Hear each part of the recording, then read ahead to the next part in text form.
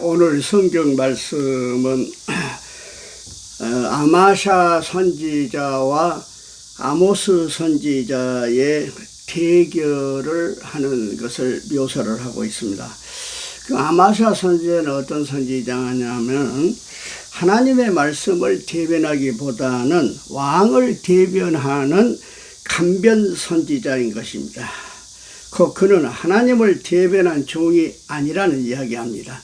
우리가 아는 대로 솔로몬 이후에 그 아들 때에 남과 북으로 이렇게 나라가 나눠졌으니까 북쪽을 북왕국 이스라엘, 남쪽을 남왕국 유다라고 하는데, 북왕국 이스라엘을 세운 사람은 여로보암이라는 사람이에요. 여로보암은 에집트로, 솔로몬 때 에집트로 이제 망명 갔다가 솔로몬이 죽고 난 후니까 이제 돌아와서 그 북왕국을 이제 세운 사람인데, 그런데 북왕국의 이스라엘 사람들이 제사를 지내러 예루살렘으로 이렇게 오고 가고 하니까 이 여로보암 왕은 그것이 못마땅하지요. 그렇게 되면 자연히 또 남왕국에 세뇌되고 또 남왕국으로 이렇게 인심이 넘어갈까 생각해가지고 베델과 단에다가 금송아지를 만들어 놓고 신당을 만든 거예요. 그리고 하나님이 여기 계시다, 엉터리 메시지를 증거한 것이지요. 그렇게 여로보암이 신당을 지어 놓으니까 제사장이 필요할 거 아니에요. 그러니까 북쪽 이스라엘 그 왕을 대신해서 제사를 지내고 왕을 대변할 수 있는 간변 제사장이 필요했던 거예요. 그래서 이 아마샤라고 하는 사람을 거기다가 이제 세워놓은 것 아니겠습니까? 그러나 하나님께서 그것을 원하시겠습니까? 하나님이 원하신 것은 하나님의 말씀이 하수와 같이 흘러서 말이죠. 그래서 하나님의 말씀이 지배하는 그런 사회, 그것을 데오도시, 신정주의라고 그렇게 이야기합니다만은, 그래서 공의가 물같이 정의를 하수같이 흐르게 하는, 그래서 하나님의 말씀이 막힘없이 흐르도록 하는 그것이 하나님이 원하시는 나라인 거예요. 사도 바울도 데살로니가후서 3장 1절에 정말로 형제들아 너희는 우리를 위하여 기도하기를 주의 말씀이 너희 가운데서 다름질하여 영광스럽게 되기를 원한다, 그렇게 하거든요. 주의 말씀이 교회에서 다름질하도록 한다. 그것은 막힘이 없도록, 하나님의 말씀이 막힘이 없도록, 그래서 흘러 넘쳐서 정의가 하수같이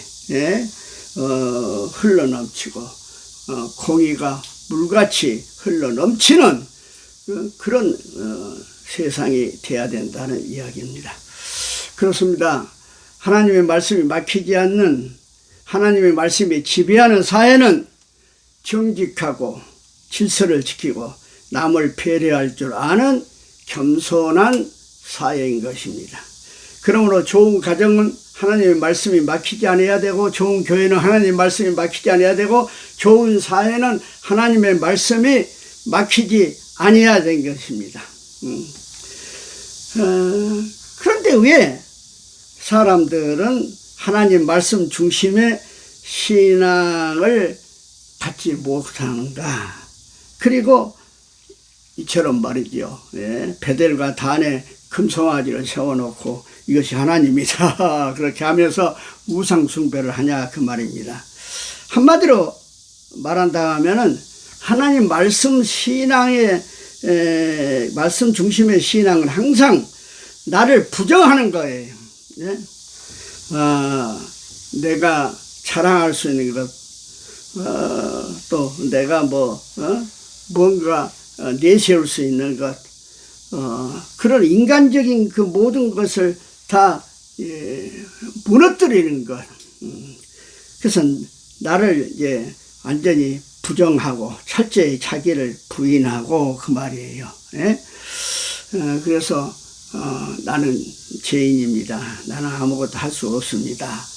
이런 그 고백을 말씀 앞에서 하게 되니까 그것이 쉬운 일이 아니겠지요. 사람들이 어렵겠지요. 그러나 반면에 우상 숭배의 신앙은 어떤 것이냐?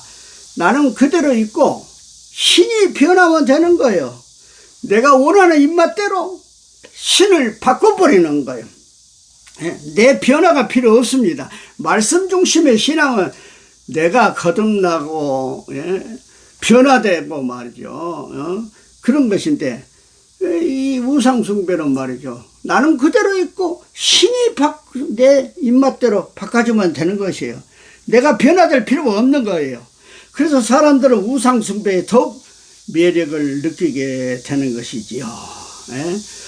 그렇기 때문에 오늘 아모스가 예치는 가장 중요한 핵심의 예언의 말씀은 뭐냐면 이스라엘 백성이요 말씀으로 돌아가십시오.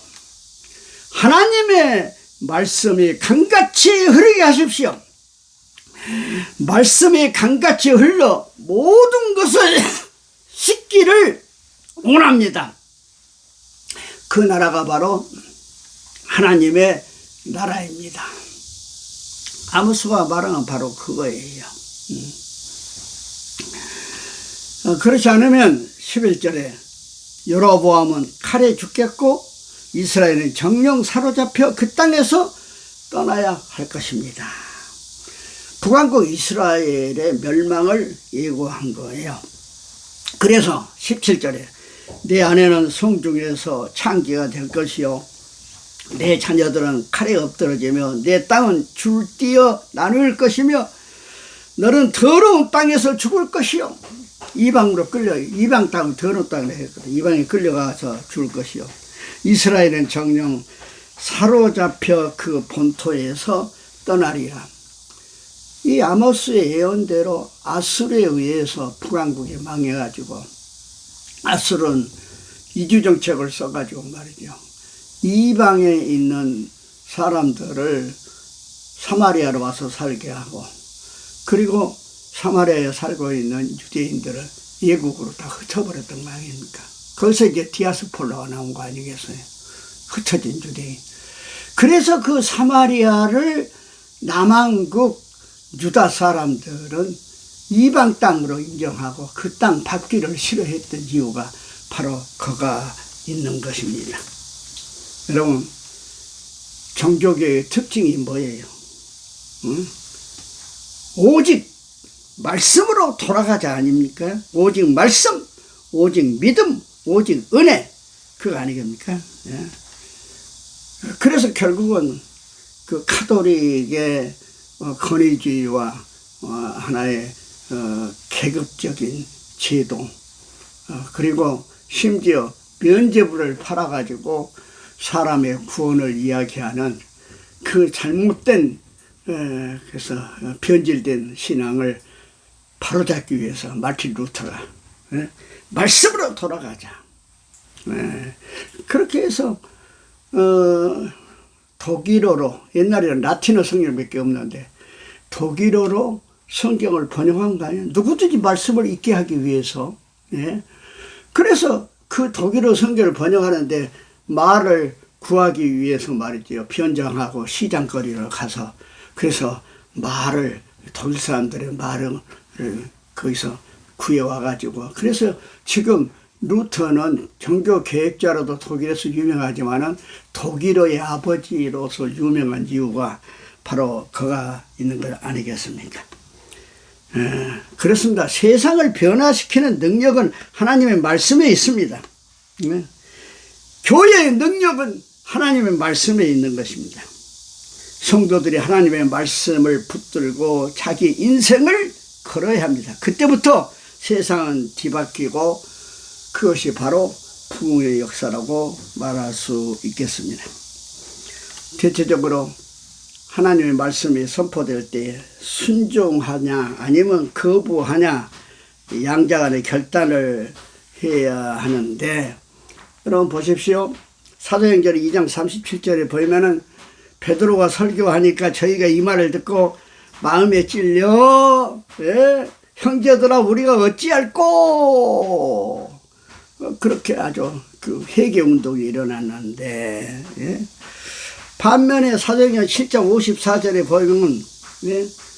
스데반이 하나님 말씀을 증거하니까 저희가 이 말을 듣고 마음에 찔려 저를 향하여 이를 갈고 스데반에게 돌을 던져서 스데반의 최초의 순교자가 된 거 아니겠습니까? 그러므로 성도들은 하나님 말씀 앞에 순복하여서 하나님 우리가 어찌하겠습니까? 어떻게 하기를 원하십니까? 라고 묻는 말씀의 순종의 길로 나가야 합니다. 그럴 때 참된 하나님의 백성들이 회복되는 역사가 일어난다는 사실을 믿으시기를 바랍니다. 세계 역사를 보면은 프랑스는 계몽주의 시대 이후에 프랑스 대혁명을 비롯해서 계속 혁명이 정철되었어요. 그래서 한마디로 계몽주의는 뭡니까? 인본주의 아닙니까? 그래서 프랑스는 인본주의 나라가 된 거 아니겠습니까? 그래서 하나님의 말씀이 사라져버린 거예요. 하나님의 영광도 사라져버린 거예요. 예? 그래서 불란서 교회는 시대의 유물로 남아버린 거예요. 네. 인본주의 프랑스는 세계사에 어떻게 됐습니까? 뒤처진 나라가 돼버린 거 아니겠습니까? 그러나 반면에 영국과 미국은 그 나라 자체가 갖고 있는 많은 모순에도 불구하고 지금 건강하게 세계를 이끌어가는 나라가 될 수 있는 이유는 영국에는 요한 예슬러,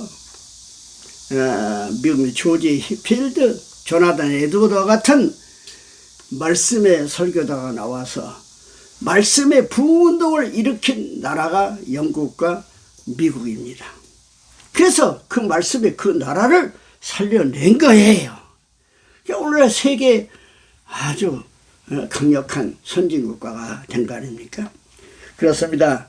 지금 한국 교회도 위기를 당한다고 이야기를 하고 있고 교회가 날로 쇠퇴해 간다고 이야기하는데 다시 한번 한국 교회가 부흥의 역사를 가져온 건 다른 게 아닙니다.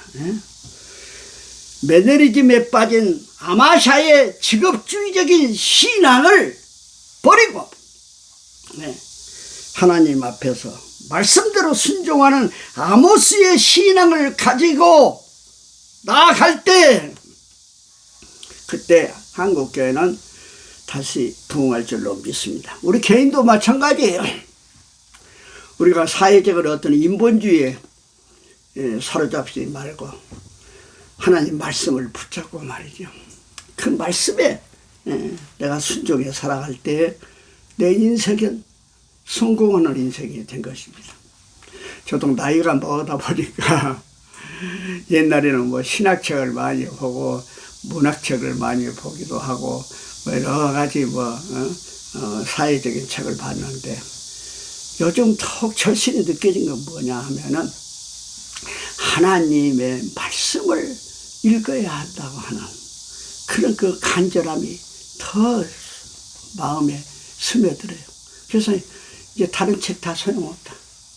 하나님 말씀 이 책 한 권이면은 내 인생은 풍족하게 되고 내 인생은 아름답게 마무리될 것이라는 그런 확신을 갖는 것입니다.